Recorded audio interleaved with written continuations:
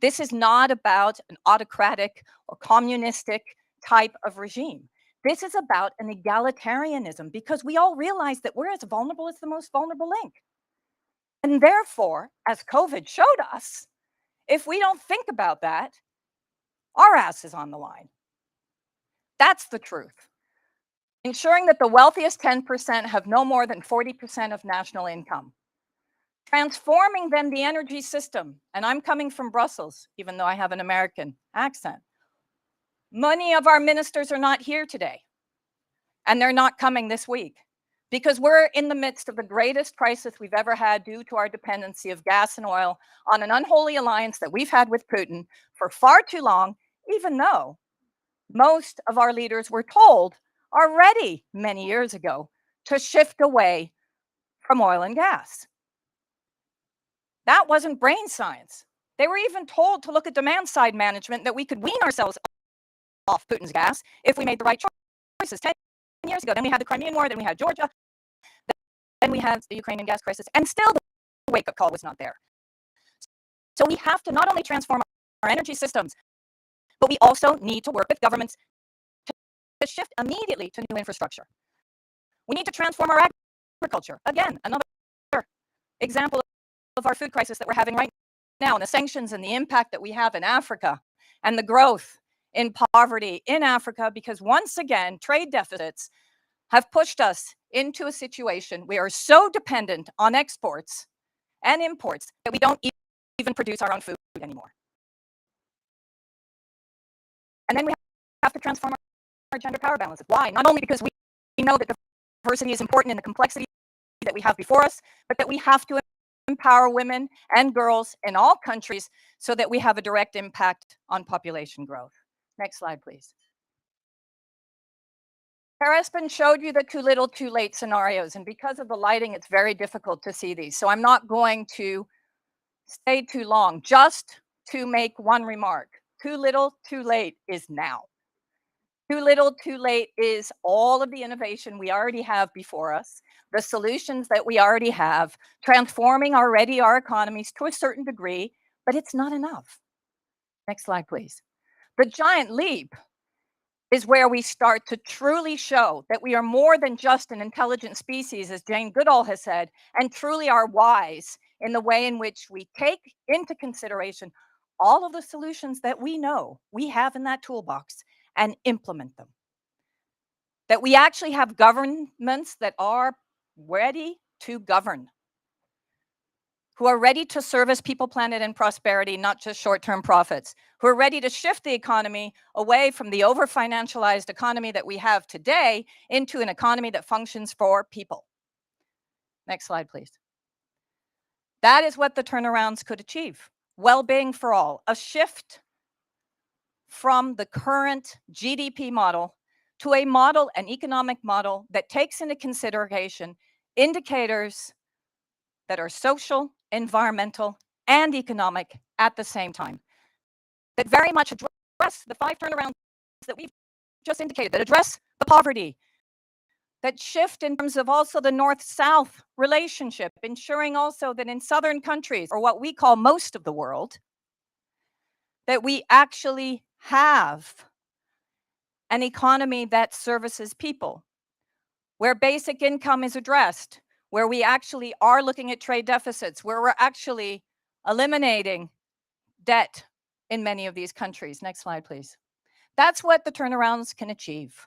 A well-being economy that services people, planet, and prosperity, that takes into consideration the fact that our economy is broken, that it really, truly does not service people, and that actually it does not ensure that we build resilience to future shocks and stresses. Because as Espen said, we will continuously go up in terms of temperature.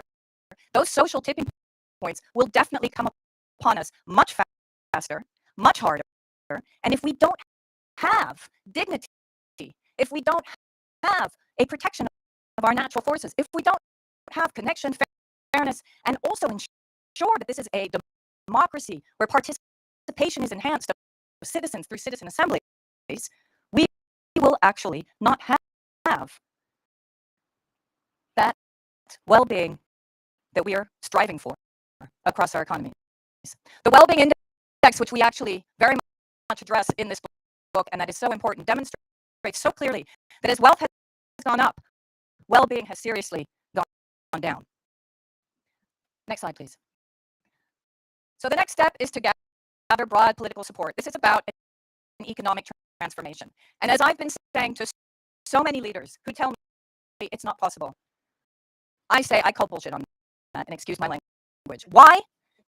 Because actually there are not many masks here today. But the fact of the matter is that just think about a few months ago when you looked at your neighbor and they were wearing a mask, and your conversation was whether you'd have the third vaccine or not. You cannot tell me that in the last pandemic we haven't learned what transformation is. The governments weren't able to move capital fast enough, able to actually ensure that their people were serviced by healthcare and hospitals. And it is the ones that failed to do that. It is the ones that failed to collaborate across borders that created the difficulties for so many others. So the fact of the matter is, we can get the political support if we find out what the narrative is that is necessary to enable our political leaders to move forward as brave leaders. We have to work with them. We have to also hold them accountable. This is where we will scale up a major advocacy campaign, where we will create a movement with citizens, with leaders across the globe to really change that economy, that current economy that is breaking us all into a well-being economy. Earth for all is truly an earth for all. And that is why we call this a survival guide for humanity. Thank you.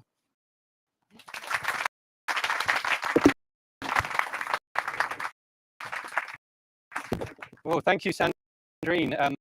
That Survival Guide for Humanity is a powerful final few words in the first half of this session, where you've heard about the analysis, you've heard about our key conclusions, you've heard it is possible, and this has not been about creating some sort of utopia. This has been about creating resilient societies to deal with the shocks that we know are coming. And so this is the close of the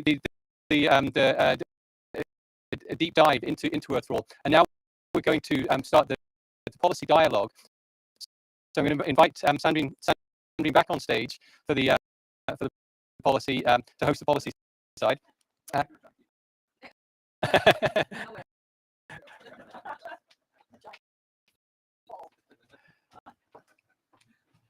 Great. Thank you, Owen. Okay. So actually, I would very much like to bring up the next speakers. And what we wanted to do was exactly that, to shift into that policy dialogue that is so fundamental. But before we do that, because actually I know, and I'm actually shifting the program a little bit, I know that one of our small island states that's represented here is going to have to leave in about 5 minutes. I would like you to just give a reflection of what you've seen and whether or not you feel that this strikes a chord, and how we can work with the small island states, because you're truly on the front lines of the impacts of climate change. I can just pass you the microphone if you'd like. No warning whatsoever. Good like day, one and all. I can take a little leap. I have pants on. Sylveria Jacobs, Prime Minister of St. Martin. 37 square miles shared with the French, Dutch and French, part of the Dutch Kingdom and French Republic. So you would assume we're rich. Not the case. We are small island developing states. I'm here with my colleague from Curacao, the Prime Minister, Gilmar Pisas. Also with the plenipotentiary minister in The Hague, in Washington, of Aruba. So we're the 3 small island developing states in the rich country of the Kingdom of the Netherlands, but we are facing the same things as all other small islanders on the front lines of climate change. We produce less than 0.01%, but we face hurricanes. Well, my side of the Caribbean, face hurricanes. We just escaped Fiona, but our partners did not.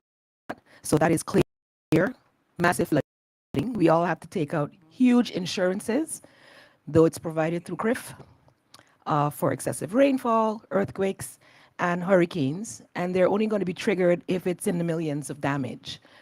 We have to get loans from our kingdom partner, the richer kingdom partner, to be able to proceed. We're functioning in a deficit.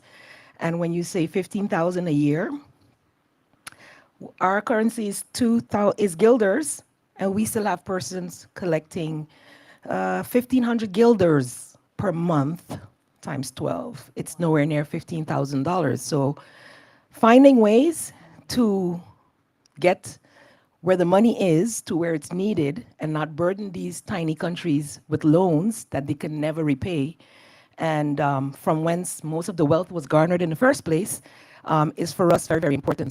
So that's why we're here, ensuring that we also have a voice in these discussions.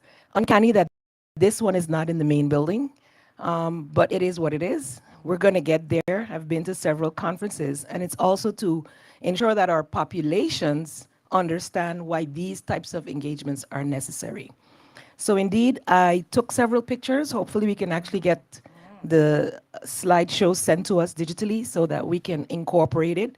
We are striving to get to the SDG goals, but with every disaster we faced, 2017, Hurricanes Irma and Maria, the pandemic, right back to back to back, and you're constantly being pushed back and saying cut your budget even further so that you don't help the people.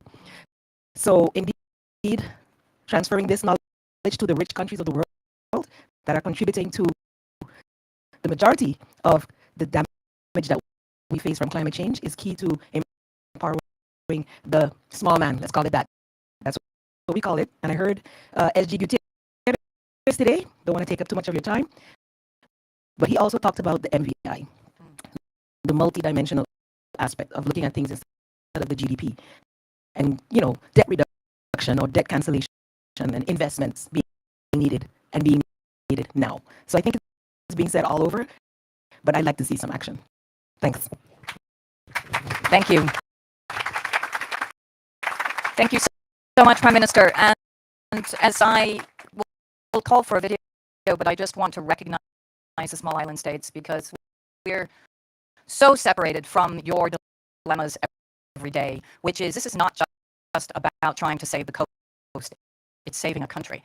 And it's making sure that you also preserve a civilization, because what we often don't talk about is your ancestors who are buried on that land, that some of you are going to have to abandon to go somewhere else where you're not even welcomed. I think these questions are the social tipping points that we're trying to address here, and very much hope that we'll be able to work with you as we move forward, because it is safeguarding your civilizations and your islands which will demonstrate that actually we've hit the wetbang economy. So thank you very, very much. What I'd like to do now is ask Teresa Ribeira this video to be placed on. Teresa Ribeira is an absolute game changer as the Deputy Prime Minister of Spain. She wanted to be with us, but she is in Spain right now dealing with the energy crisis, and in particular the energy poverty pushback in her own country. And I think she's made the right decision to be there and not be here where the action is. So please, video. Dear friends and colleagues, it would have been my great pleasure to be with you today to participate in this very important discussion that the permanent representations of Costa Rica and Spain are organizing. So to gather different people talking about a key issue in this year when we celebrate the 50th anniversary of the limits of growth. We understand that we are going towards those limits and experiencing some of their consequences. It's important to explore how much and how fast we need to react. We need to speed up our action. Only 2 weeks ago, the Science Journal reminded us that we are at the brink of reaching some tipping points for our climate system. And at the same time, we have gone through a slab of reality along the last weeks and months in Europe, but in many other places of the world. Heat waves, floods, droughts, something that we would not have experienced before in such an accumulated manner in different parts of the world. And we need to react. We need to react to avoid the worst consequences. We need to fully realize the consequences in the geopolitical context, in the geostrategics of our addiction to fossil fuels. We must change the gears of our system. And here is where the Club of Rome comes with the Earth for All. How we can count on some guidelines, some messages, some clear understanding and knowledge on what to do, when to do, how to react. It recalibrates the sense of lens, so to see and to understand the challenges that we are facing. Be much ready for any policymaker, but also for deciders in the private corporates.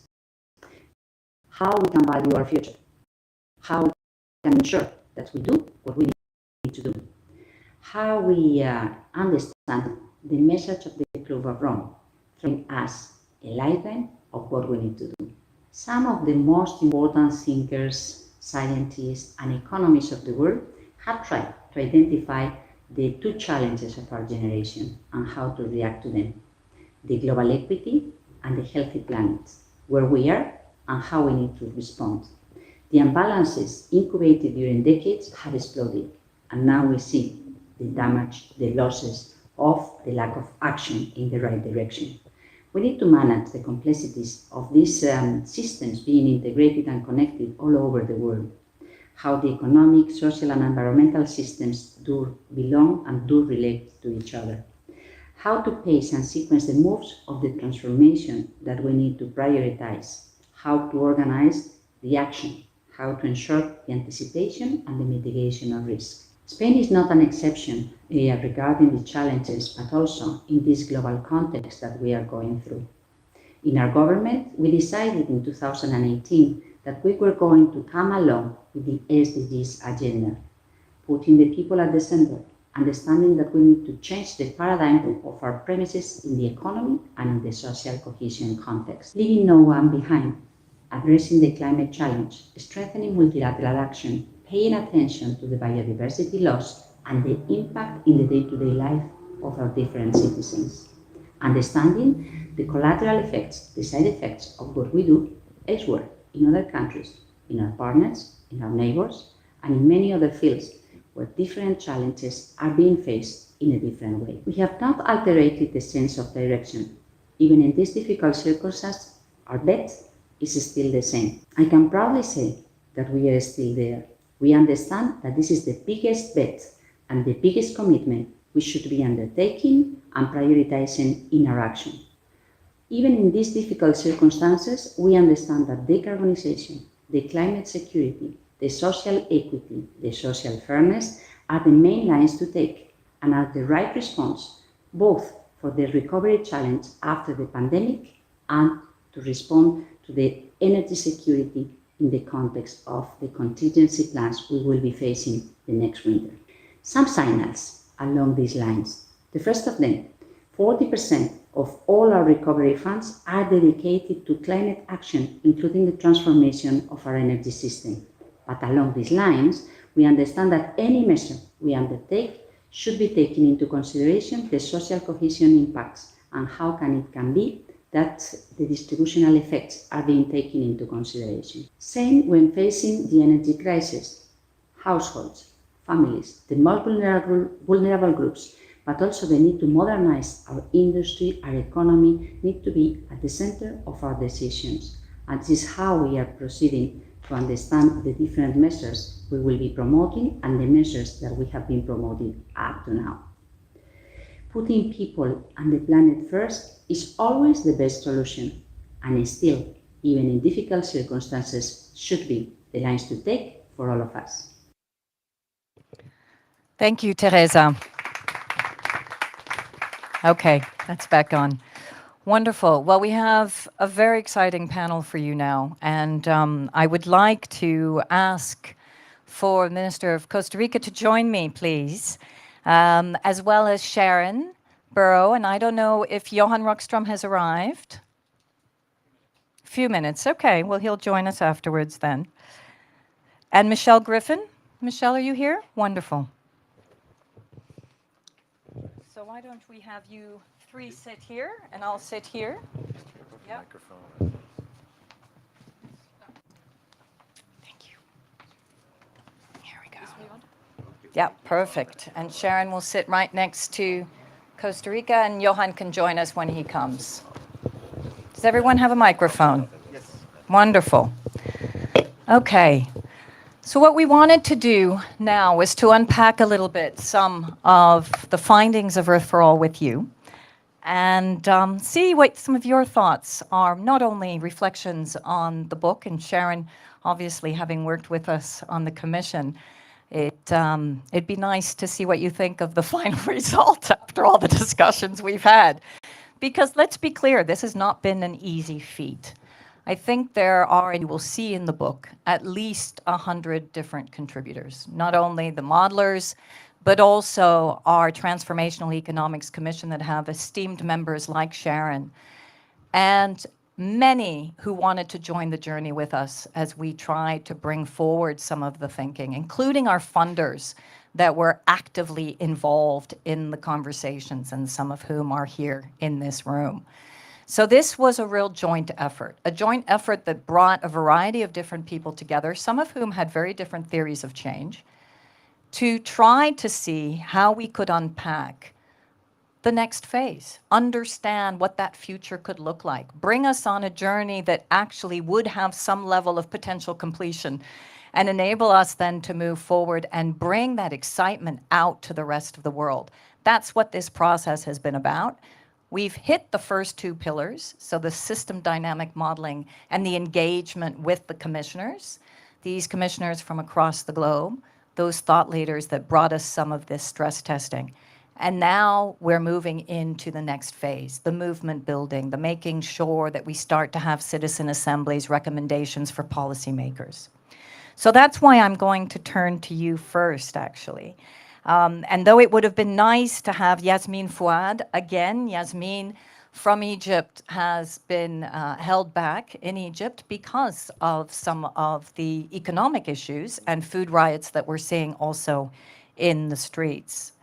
So, Christian Guilherme Fernandez, you were the Vice Minister of Multilateral Foreign Affairs, and the geopolitics of this are incredibly important.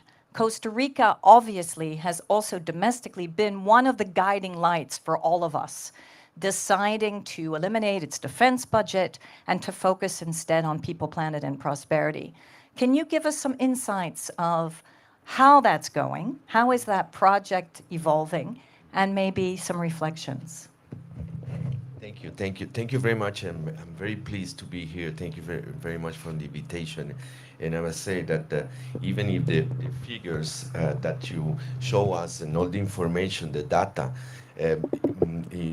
probably the first reaction is to be very pessimist. But as we are here, is that we need to be optimistic, and we have the possibility to do a lot of things. Look, but having said that, all the what you said and the result of the study is that if you have investment in education, in health, and you do not change your budget for an army, and you have 30% of your territory protect, and you have the 30% of your oceans protect, you have a very strong environmental policy, we're still facing the same challenge of all the countries. We have all the effects of the climate change, we continue to have the loss of biodiversity, and so on, which is mean this is very important because it's a global problem, even if a small country like Costa Rica were doing the right thing since long time. Now, as probably in the 50s, in 1950s, when Costa Rica decided to abolish the army, we take the first main change in our economy in our country. And now the second revolution that we need to do is to decarbonize our economy. And this is something that we need to do very quickly. We already have 9% of the electricity produced and consumed in Costa Rica is produced by renewable means. And this is something very strong for a developing country, even if we are a middle-income country. And even having do what I could say the right things, we still have poverty, we still have mm, probably erosion also in the democracy in the sense that there is corruption, and all the effects of the global situation and the lack of multilateralism. Because for Costa Rica, the defense, our defense is the international law, and the place that we use for defense our sovereignty is the multilateral arena. We are losing now space, and we are losing also and fear about the effects of that. We are doing well. We continue in the same path, but we have challenges, very difficult, and that's why the transformation of the economy is a need now. Because the problem is that we are in, as a developing country, we are doing things in the right way, but now we are in the middle of the river, and we don't have finance to move to the other side of the river, and probably we are going back to the same place that we move forward. And this is something that is we need to make some changes, but this is something that is not cannot be done only by Costa Rica. It must be a regional or a global approach, and that's why I find this discussion very, very interesting. Thank you. Thank you so much. And I love the analogy of the river. And of course, the rushing water is only going to get higher if we continue with climate change. So that is, again, I think one of our very key reflections is that we did not want, as this 50th anniversary report of the Club of Rome, in particular with so many incredible partners, to be shelved. This was not going to be another report that was going to gather dust. This was going to be a series of recommendations that were real-world recommendations to enable you to feel that you have others that you can start to work with. Part of our sense of responsibility is that, absolutely. I know that's also Sharon's sense of responsibility, as Sharon is the Secretary General of the International Trade Union Confederation, and if you haven't come across this badass woman before, let me tell you, follow her, because she is one of the most powerful leaders that we could ever have asked for, as she has formally declared that actually trade unionism is going to be behind the climate cause, and really given so much time and energy to make sure that on the front lines in your discussions, Sharon, whether it be in a mine or whether it be in a coal plant, that in talking to people, they realize that there are no jobs on a dead planet. And I keep on repeating that because it is the perfect reflection, and it is what we need to say to people on the ground. So Sharon, having been part of this process and seeing what we have put in the book, in particular in the recommendations, how can we translate that further and farther in terms of the movement, the trade union movement, but also in particular the employees, and ensuring that this becomes a real social movement? Well, we actually, first of all, Sandrine, Paris, Till, all of you, I want to say congratulations, because I was reflecting on the fact that if we could have these disparate groups of people, your citizens' assemblies, all around the world, you know, Sandrine and Paris particularly were peacemakers amongst those of us with very different perspectives, and it works. In the end, this is a fantastic product. It is a transformational, pathway to success for people and for planet, and it will build different economic models, no doubt about that. So, first of all, congratulations on being peacemakers and peace builders, but with a vision for the future that is just extraordinary. But I came here to give you hope from people about the world of work and what people want. And because we've not even launched this yet, but we've just finished a poll, Sandrine, that actually says that 66% of people are worried about climate change. We know that, but people are on our side. That's the thing. You couldn't have said that 10 years ago when we were fighting for just transition at the, first in Copenhagen and then in Paris where we achieved it.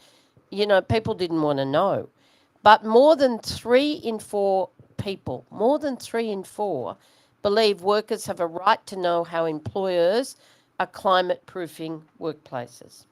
That's your army of people out there, the conversations in the workplace. 46%, almost 50% of people say they would trust their governments more if they planned for a just transition to a zero carbon future. Now, I just think they are incredibly powerful statistics that show you already have the people. We already have the people. We just have to mobilise them in the way that indeed. And there's something for everybody here. There's the economists and the modelers, but there's also, of course, for the people, a whole range of areas of social justice that actually they can get behind in the cause for a sustainable future where people and planet are at the heart of prosperity. And I wanted to finish this section by saying to the minister that, in fact, there are two ministers here. One, of course, is Teresa, who is just a global hero. She's extraordinary. And I've walked those mines that she actually put just transition plans in place with negotiating with the unions in the south of Spain. And it's painful. It's really painful. People are angry, they're hurt, they've built communities, but they also know they've got to build something different for their kids and grandkids. And she has been one of the most courageous people right from the beginning. Before she even was a government member, she backed us in 2 decades ago on just transition. And so this is a woman I love dearly. But I met a young woman in your country, Minister, not too long ago, probably 7 or 8 years, and I employed her because she was running with her parents a family business, and she told me that she had to get out. She had to go and organise people because her parents wouldn't listen to her, that they could sell sustainable products and not plastics in their small business.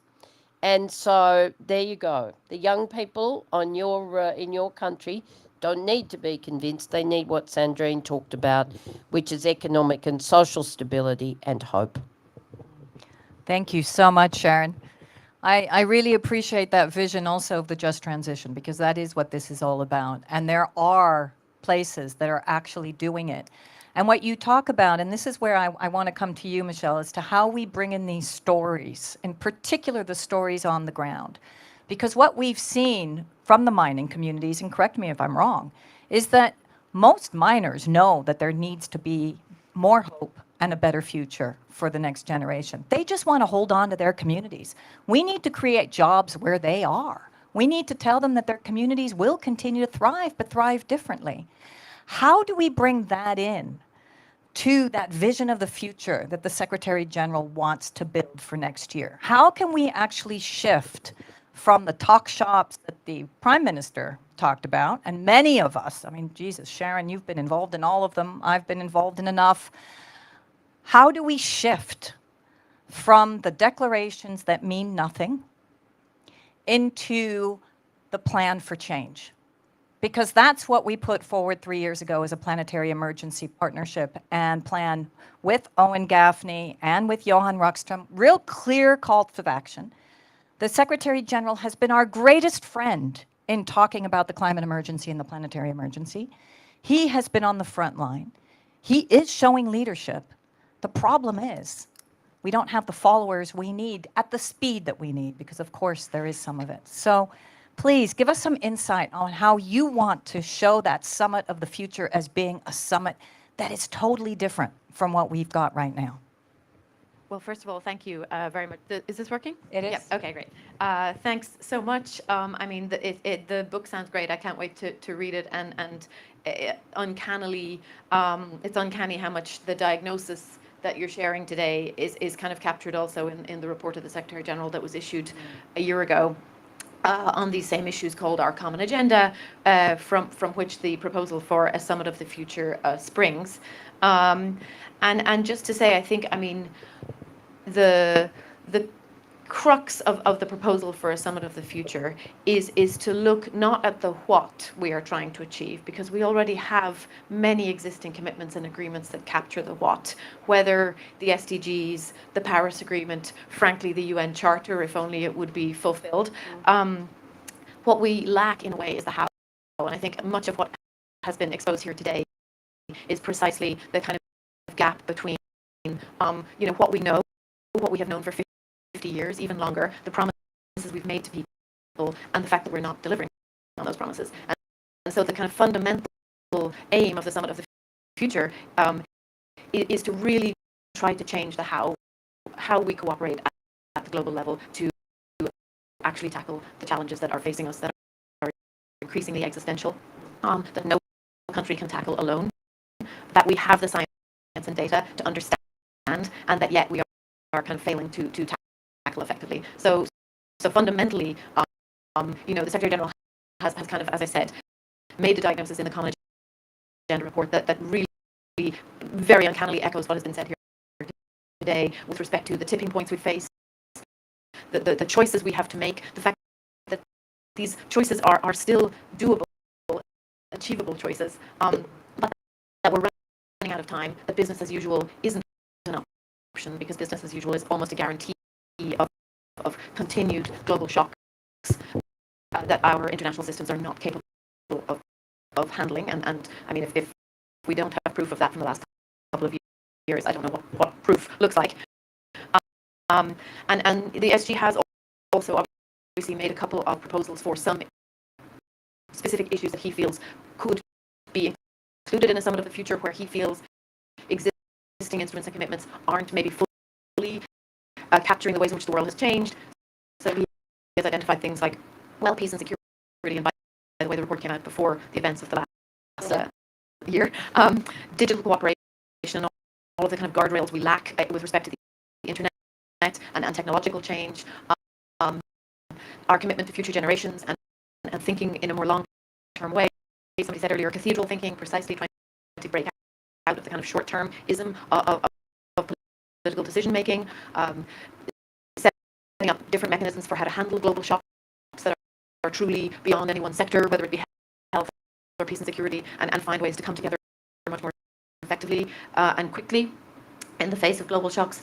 Fundamentally, also more inclusion and participation, and this is to your question: how do we shift multilateralism and international cooperation to a form of collective action that isn't just about governments, who obviously still have an incredibly important role? They are the decision makers, they are the regulators, but they're not the only actors with power to solve these problems. And if we look at COVID and the extent to which scientists and big pharma and many other actors needed to be involved in coming up with vaccines and public health solutions, but also socioeconomic solutions, if we look at the impacts of Ukraine and the Black Sea Grain Initiative and the extent to which insurance companies and shipping companies and many actors beyond governments need to be involved in solutions. How do we shift international cooperation to recognizing the power that these different actors have, and bringing all of these different levers to bear on solutions in a way that is both timely and effective?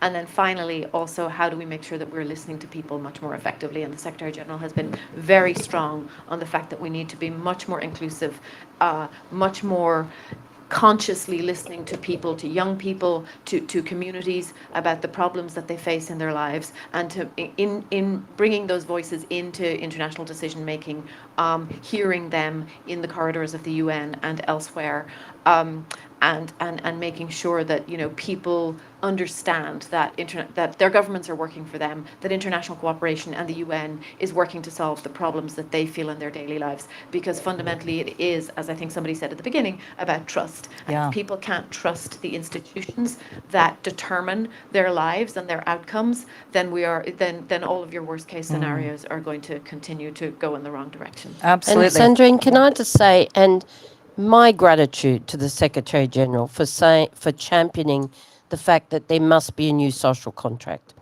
Because when Sandrine and Paris and others outlined what it means to actually go beyond GDP, how to create those economies that are about people and planet, for us, that's exactly what the social contract is. It's about jobs. It's about human and labour rights, so it's decent work. It's about just wages that create a functioning economy, the basic income for those that are, are not in work, there's a sense of universal social protection. We've got no resilience against global shocks when more than 60% of the world's people have no social protection. And it's about equality. Sandrine, I loved if I can just make a joke, I loved your description of why equality with women is important. And it threw me back to, like, I don't know, probably 20 years ago when I was running a workshop for women in Asia. And I'll never forget that one woman from Singapore said to me, "But Sharon, you realize the fear is all about the 4 Cs." And I said, excuse me, you can enlighten me about the 4 Cs. It's about women's independence. Car, these were her words, condominium, credit card, and condoms. And there you go. So it is about genuine participation. Absolutely. And Sharon, I know that you're going to need to leave us. And so I'm going to just ask you a quick question before I come to you, Minister, if I may. We have a year to prepare for the Future Summit. 3 years. Two. No, that's true. Yeah, you're right. 2 years. 2 years. Okay, so we've got 2 years. What can we do differently to make sure that we leverage this opportunity to truly make it meaningful? What would be some of your suggestions? What are some of the key leverage points? And what are you seeing? I mean, we're both in Brussels right now. You're feeling the pain. I'm feeling the pain in the conversations that we have with policymakers in Brussels. This is going to be one of the toughest winters we have ever seen. And actually, the key fear from President von der Leyen is energy poverty turning into an impact on democracy. So how do we turn this, as you were saying? We now need short-term levers to create that long-term systems change. We cannot back out from transformation. We cannot go back into stranded assets or stranded thinking. What are some of the key levers that you see before us? So, trying to find optimism in all of this. First of all, we lost a battle in my own country, and David's sitting there. After we lost the carbon trading scheme, which we lost by 1 vote, I think, David, and where the environment movement, ourselves, I was in Australia as the president of the Australian unions then, and the community built their own negotiations, whether people now think it's a solution or not at that time. But we also set up energy efficiency provisions and financing of quick seed funding for the green initiatives at that point. Now we have to transition all sectors. But I think energy efficiency is absolutely one of them. And we've been working with the IEA to do just that. And I keep challenging them and say, yes, for people, that's fine. Encourage people to put on another jumper, hand them out, hand them blankets, all the rest of it. But also do it within energy, in industry, because a heat pump doesn't cost very much. Capturing carbon and heat and reusing it is for cogeneration, for indeed circular production in many of the heavy industries now. It's possible. And more jobs. And more jobs. I can tell you on the jobs front, I'm a total optimist. For every dollar, euro, unit of currency we invest in renewable energy, for every 10 jobs, there's 5 to 10 in manufacturing. There's actually, if they're good jobs, 30 to 35 in the broader economy. So we have to get through the winter. There is, of course, an understanding that we will have to protect those who are aged and, in hospitals and aged care homes and so on. But what we have to do, Sandrine, is fight like hell to see that energy production that's ramped up from fossil fuels is just that, for 3 to 5 years, just production, not expansion. And I say to everybody, and it's my message to the world, I am really angry with fossil fuel companies because I stood against the divestment movement and said, don't divest. Tell them they have to transition. They got the capex, the assets, the technology. Tell them they have to. And I'm talking like more than a decade ago, and investment conferences hated me for it. But that's the answer. And yet they have done so little. And now they're just seeing price gouging as their future. So we have to fight on the one hand to stay the distance on renewables. I spoke to the Secretary General on Saturday. I love him. Like, he is so tough about this. But we have to get that army you're talking about. But we have to give people hope that this is a momentary, like COVID, a transition moment where we have to pull together. But the prize is staying the distance. And that's what Earth for All can do for us. And we have to take it to the communities, talk about it, give people a sense that we can build alternate models of economy where people and planet really do matter. Thanks so much, Sharon. I think you deserve a round of applause for that. I know. And I know you have to leave, but I will build on that. Thank you so much. So thank you. I wanted then to build on that, Minister, and I very much take your point that you're in the middle of the river. And I wanted to build on some of the statistics that Sharon and I hope, Sharon, you're going to send us that new survey, because we also did similar surveys ourselves through this process, where we found that actually G20 citizens, 74% of those surveyed, basically believe and want a well-being economy. So how do we translate that into a support in Costa Rica? How do we bring also you and New Zealand and Finland and Scotland and Iceland and Wales, the well-being economy governments, together as a force for good, as a force of that vision, as a force demonstrating that actually this is about job creation and ensuring resilience to future shocks and stresses? So what do you need from us to do that? I was tend to answer finance, but it's not true. No. I think it's not only it's only good practices, but I see a strategy coming from in two ways: a top, bottom, and bottom top. And when I say the top bottom is how here in the United Nations, in the multilateral arena, we can work on that. And probably we need to change the right, because you were talking about implementation, but the right to development, we can change it on the transformation of our economy, because it's exactly what we are talking about, and probably is less controversial for the North, that we still working on that, and then with the decision makers put that on the agenda, discuss that, having always in our statements, and try to convince other countries what we are doing and how this new approach of a transforming economy is the way that we can really transform our economy for adaptation on climate change. At least for that, because we cannot forget the elephant in the room, which is peace. And I want to make a call also here. There is allegory of war now.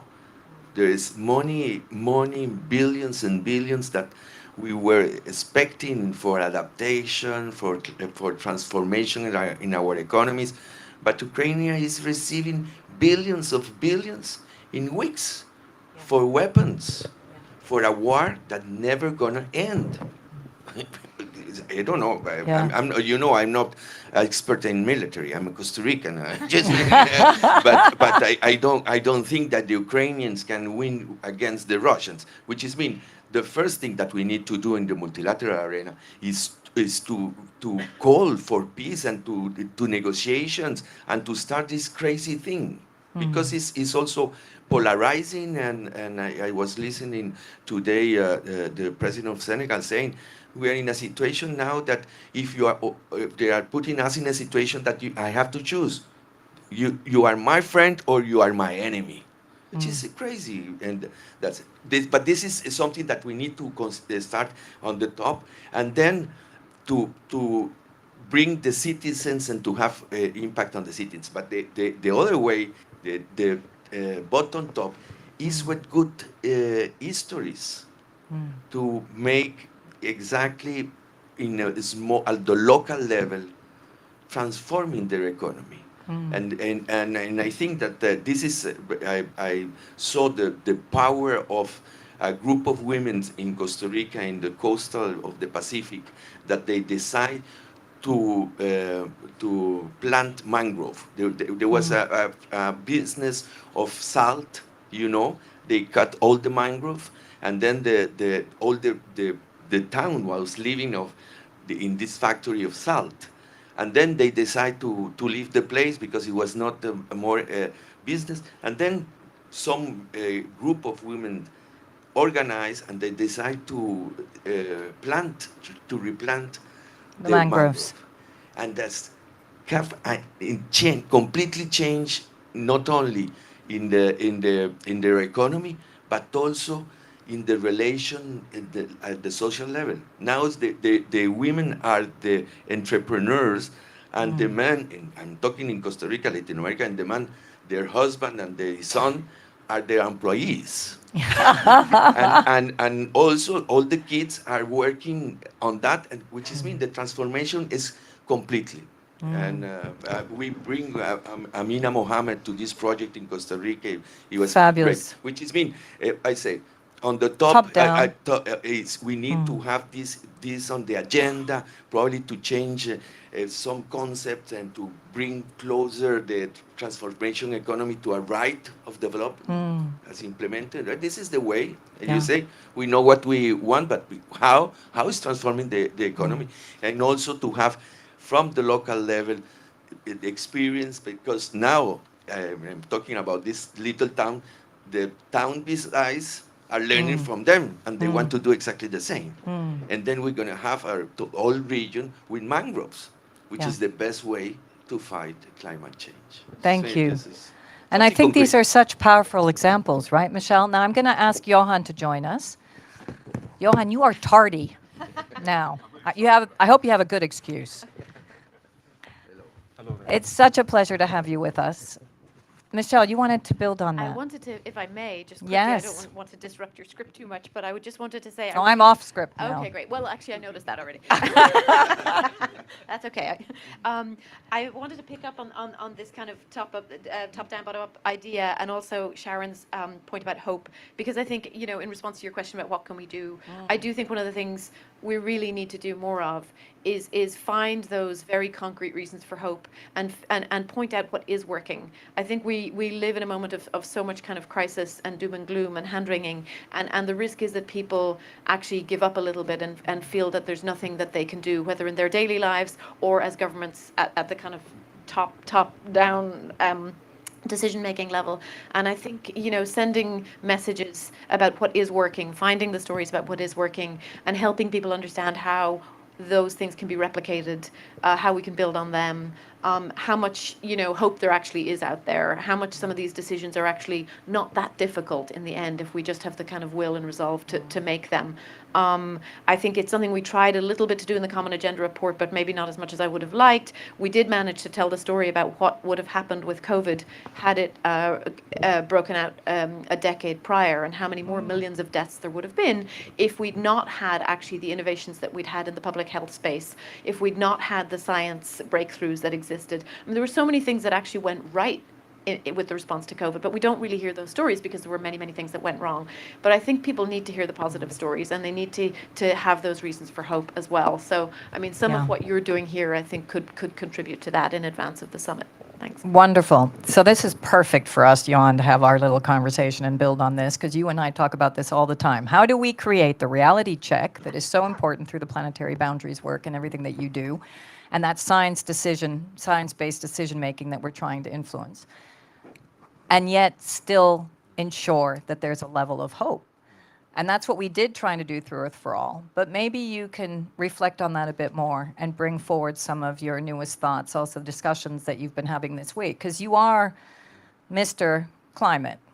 You are talking about the risks. You are talking about the disasters. And we have seen multiple disasters, not only Pakistan, but the droughts in Europe, etc. So we all need to figure out how we balance the reality so that it doesn't become despair, but it also doesn't become complacent in the way in which we move forward. No, thanks, Andreen, and this is the big challenge after all. I mean, the reason why I'm late is that down at Javits Center, Riverside Drive, 200 people are gathering to try and define a plan B if we come too close to irreversible tipping points and need to really turn every stone on quite radical ideas, because we're simply recognizing that we are taking unacceptably large risks. So I mean, the reality is, unfortunately, that I totally agree that we have to have, for every time we increase the volume button on rising, unmanageable, even catastrophic risks, we need to turn up the volume on the pathways to solutions. And unfortunately, or the reality is that for every day that passes that we're not able to bend the curves, that we transgress even further planetary boundaries, that we can today unequivocally draw the conclusion that we are, as you and I have been pushing for years now, Sandrine, in a planetary emergency point. We are at risk of destabilizing life support systems and the stability of the whole Earth system. I mean, just 1 week ago, as a contribution into the Earth for All work, actually, we published the latest assessment showing that already at 1.5 degrees Celsius, we are likely pushing several of the tipping point systems across their thresholds. And we're talking about the Greenland ice sheet, the West Antarctic ice sheet, all the tropical coral reef systems that are livelihoods for, direct livelihoods for 150 million people, but indirectly to 500 million people. I mean, this is in the unacceptable space. So we don't want to go there. We cannot allow that. So we need to accelerate. And that's where the Earth for All is really trying to find the transformation pathways. And I think that the uniqueness of the moment where we gather in New York in 2022 is that for the first time we have almost equal amount of scientific evidence of the risk as we have scientific evidence of the scalability of solutions. It is quite a unique situation to be in. 5 years back, we didn't have that actually. We had, we were not able to say with credibility that you can scale a pathway to a decarbonized world economy by 2050. Today we can say that. The Earth for All, Great Leap transformation shows that these are not fantasy wedges anymore, that we can actually transform the global food system to have more equitable sharing with all citizens in the world, lift people out of hunger, have more healthy food, and return on biodiversity, fresh water, nitrogen, phosphorus, and land. That's quite remarkable, actually. So it's the question is, how do we unleash that new narrative, and how do we get the investments going so that we start scaling? I think that's the big question. But in all that, to close, I'm of the view, at least, that we really need to get the diagnosis has to be transparently shared in an honest way with the entire world. That the risk pattern has to be really set out, and then trigger the solutions from that point. And I think the great leap scenarios try to do that. And I should just remind everyone, because I recognize that not all of you have read the book in full, and there's so much work behind that. But one should remember that even with the giant leap scenario, where we're putting all these 5 breakthroughs and really putting all the best ideas we have to full implementation, we're still just holding the 2 degrees Celsius boundary. We're just holding the biodiversity boundary. We're not really putting us back on nitrogen, to be honest. So it's just to remember that it's not these are not small challenges we're facing. So of course, I think it's a question of calibrating this together, honesty and solutions and hope in that space, but without coming into this tendency, which I feel some places in the rooms here in New York now, that we spend a little bit too much time on just having this kind of feel-good discussions. And that's not very helpful. We need to, we have a problem, and let's solve it. I so agree, and I think we need to be optimistic, but we need to be realists as well, and move forward. And it will get painful. It will get harder before it gets better. But what a challenge. It's the greatest challenge that we've ever had in the 21st century. And the question is, can we stand up to the plate? Can we actually meet that challenge? What I would want to do now is maybe open up to a few questions. And I see that there's one in the back. So I'll take a few and have a discussion between us and then close. So I don't know if there's an extra microphone for the person in the back. Yes, we can. Coming. Hi, my name is Devin Curran. I just wonder, And you're representing? yeah, chair of the Science Summit at UNGA 77. And I'd just like to ask the panelists, do they think that policy making in the, as we would call it, in democracy as we know it, is becoming dysfunctional? There was a reference there to evidence-based policy making, and everything this is a great idea, you see? But you walk into Congress, they can't agree on the time of day. So, and also scientific evidence for policy making produced by the scientific community is almost becoming unfashionable. And so that's not working in my view. So how then is the enabling policy environment going to happen? When is it going to happen? Is it this year? Is it 10 years? Because again, I repeat, I see it becoming dysfunctional. And that is why, in my view, the UN, in my view, rightly, is moving ahead, or moving, if you like, beyond nation states and trying to engage at as it were, a community level. I think this is vitally, vitally important. But again, communities can't legislate. Communities can't regulate. And the other point in relation to this as well, and again, I'm here because I'm a big fan of the UN system, but there was an allusion to it a couple of minutes ago in terms of what the UN is proposing. But I would just in particular like to point to the wonderfully eloquent narrative that the Secretary General put forward in his report on the roadmap for digital cooperation. Absolutely terrific, in my view. But the implementation of the recommendations in that, I think it's zero. I think it's zero. Maybe I'm being rhetorical there, and when you look at the challenges, again, it's a wonderfully, and I don't think anyone else, any other institution except the UN could advance this concept model. So totally brilliant, but how is it going to be implemented? So then by extension, how are we going to address this, the challenges we're looking at today? And I think the UN is the only forum that can do that, but I think the implementation, as you, Madam Chairman, have just alluded to, is the implementation of doing. How is that going to happen? Thank you. Fabulous. That was a brilliant question, and I'm so glad you asked it. So I have a few thoughts, but I'm also going to turn to, maybe I'll just answer in a few ways first, and then turn to those that would like to reflect on that question. The first is that my friend Frank is here in the room, and we've started Beyond Bretton Woods. And although I agree with you that the UN system needs to be absolutely a part of the solution, I think the Bretton Woods are dust. I think we need to totally rethink our international system. I think there are better ways to govern it. But unfortunately, we have to deal with the system we have for the moment because the crisis is so extreme. But that does mean that we need to look at different leverage points. We have an unbelievable leader here in the UN. We absolutely do. And so the interrelationship between not only the UN, but also the MDBs, the way in which the international institutions are involved in this game-changing moment is fundamental. That's why we've asked for special drawing rights. That's why we've started to talk about cancellation of debt. That's why we think that the IMF and the World Bank have to step up to the plate and do things differently and work with countries on the ground so that those stress points, those social tipping points are not so extreme because they're basically choking, and that they are able to truly start to transition. That's part of it.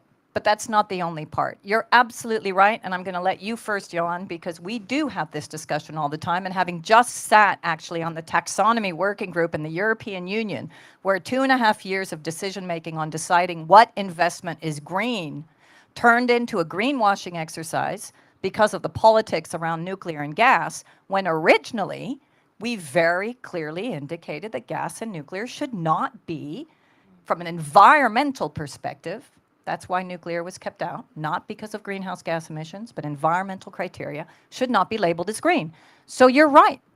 The science-based decision-making was there, 2.5 years of expertise, thrown out the window because of geopolitics between France in particular and Germany, and France and Macron not wanting to lose the election to Le Pen because she would have used the nuclear card. That's the reality that we're faced against. We have to be one step ahead. We have to be much more strategic. That means you need a balance of multilateralism, a balance of strong leadership, and also citizen engagement to hold leaders accountable. What do you think, Johan? Yeah, so I mean, to make things very concrete here, I mean, there are two targets scientifically defined targets that we need to meet. And number one is to cut global emissions by half in 8 years' time.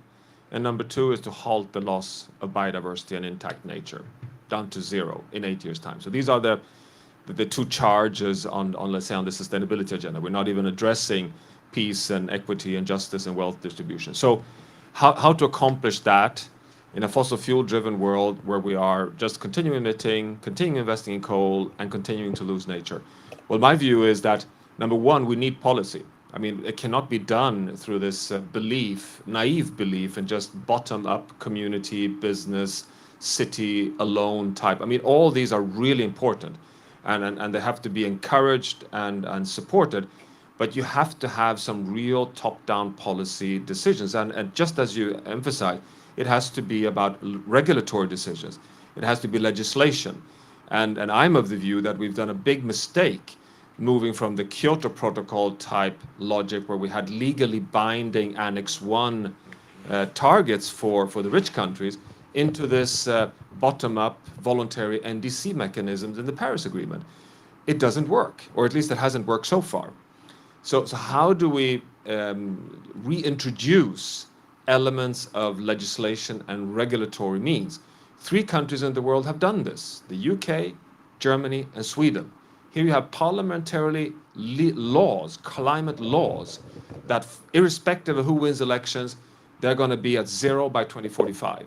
I think we need to see much more of that. And because we only have 8 years, we cannot redo the Bretton Woods institutions. I'm sorry, it's just a bit too short timeline. I'd love if we could.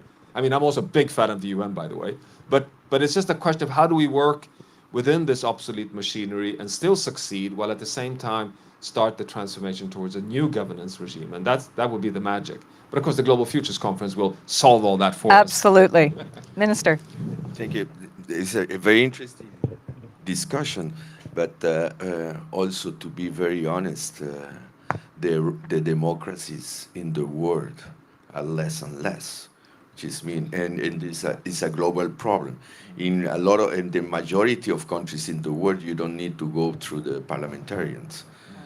and which is this is possible, and they are part also of the UN, and also I want to be very realistic, and it's a shame that the colleagues from Curacao and Saint Martin, they leave, because if you go down those countries, the climate change and the threats of the problems of their own economies, everybody, all the inhabitants of those countries are completely convinced about the threats and the challenges that are facing. And when she took the floor, what she said, she was saying, we are borrowing money, and then we have a catastrophe, and we need to continue to pay, and then when we pay, we have to borrow again.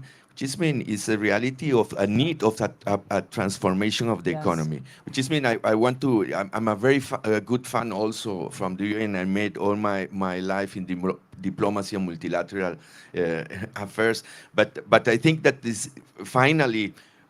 I'm very sad to say that, but the democracy, there is an erosion of the economies, and in my region in Latin America, we see more and more that in the 70s, the change of government was by a coup d'etat.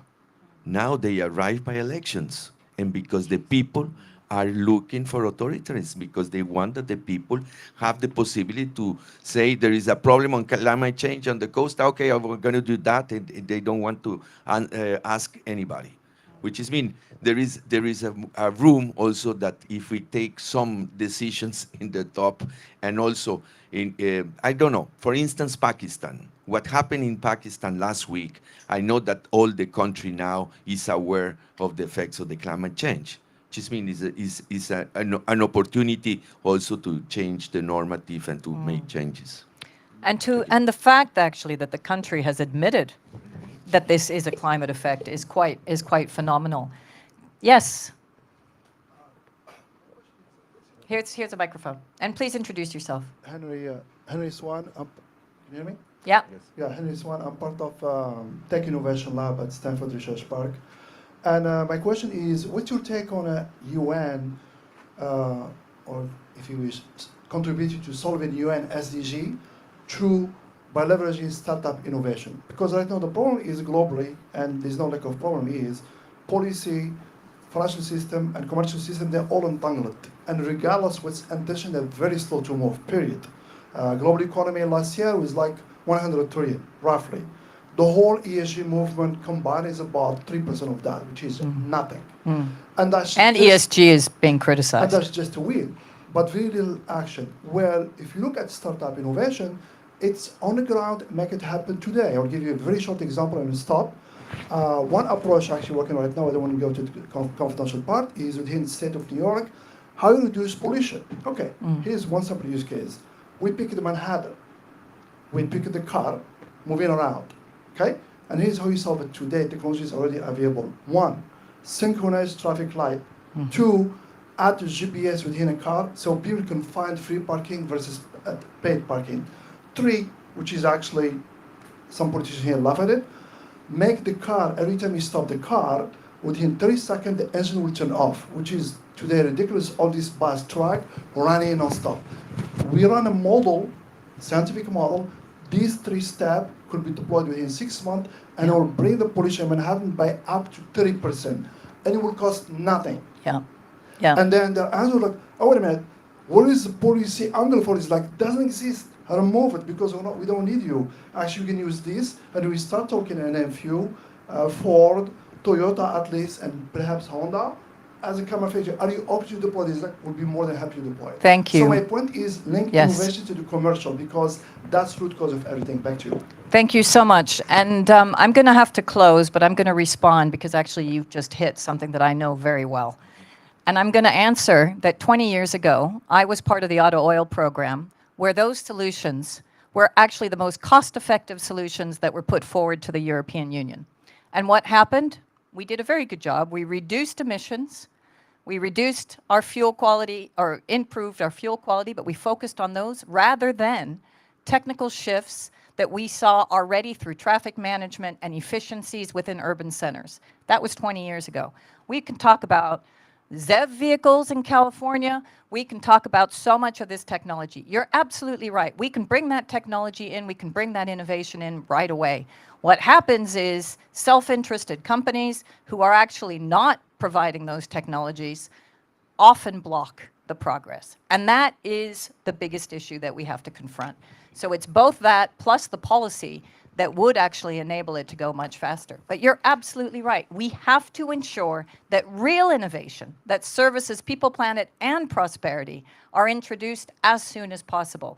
That's the response also to digitalization. Digitalization, and I grew up in Palo Alto, I know Stanford very well. Go to San Francisco, and I know my staff want me to shut up on this point because I keep on pointing to San Francisco. Talk about the lack of trickle-down. We've got people, the worst homeless situation we've ever had, the most amount of drug addicts, the highest house prices we've ever seen, and yet we've got the wealthiest innovators who are sitting there watching while their city is going down in smoke. That is the disconnect between the social, the innovation, and exactly what we're trying to say in Earth for All. Earth for All is about bringing this back to people's lives and livelihoods and ensuring that we live within the planetary boundaries so that we thrive, not only survive. And I'm going to conclude on that, and I'm going to wish you all a good day because we can do this. Please speak to your friends about this movement. Please purchase a book outside, and please come back to us and let us know whether you actually want to join us so that we can all be on this journey and it's not as lonely as it has been until we got here. Thank you.